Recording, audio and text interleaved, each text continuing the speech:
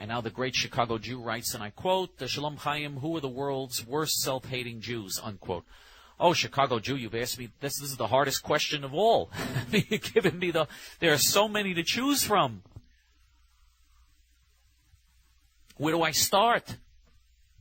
If I had $1 for every self-hating Jew, we would have been a mass movement years ago. We would save the whole Jewish people. We'd have the money to save the whole Jewish people if I had $1 for every self-hating Jew. Unfortunately, there are many, many self-hating Jews because the Jewish people for 2,000 years lived among nations where they were hated and despised, where the whole world hated them and accused them of every crime under the sun, every terrible thing under the sun.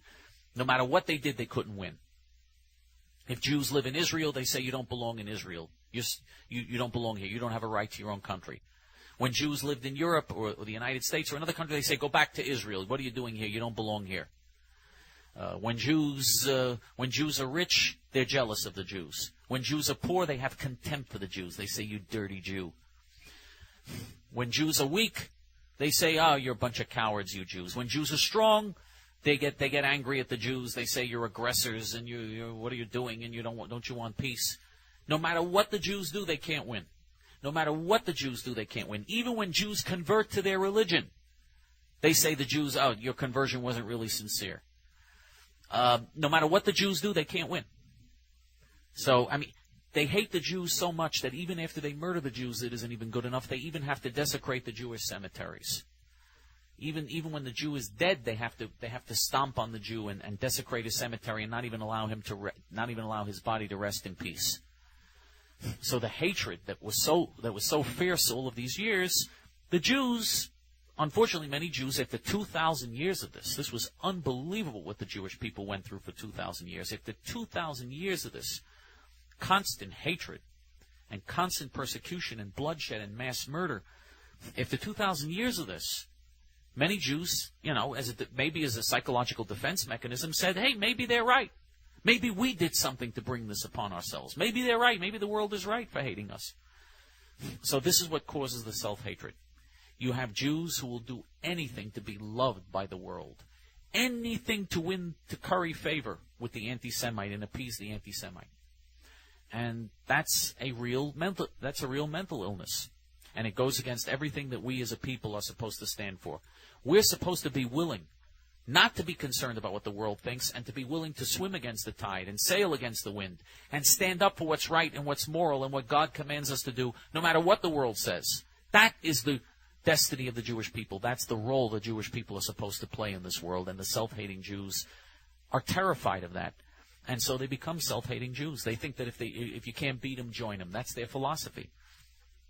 And of course, it's a philosophy, naturally, it's a philosophy that only makes the problem much worse.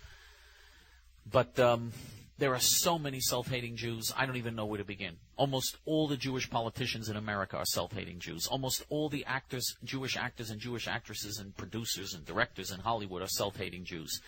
Almost all the Jewish people in the media are self-hating Jews. Almost all the wealthy Jews, the really big wealthy billionaire Jews, the big multinational corporate titans and CEOs, almost all of them are self-hating Jews. The Jewish organization leaders, the Jewish establishment organization leaders, self-hating Jews. So, I mean, you know what really is amazing?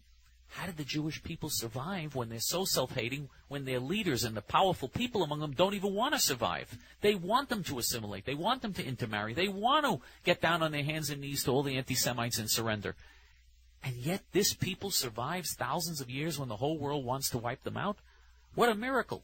What an incredible miracle. I don't know who the world's worst self-hating Jews are. I mean, there are so many. You pick the category. There are just so many. So many people are tied for the prize of being self-hating Jews that it would be difficult. I'm sorry, but it's difficult for me to even think. There's so many of them.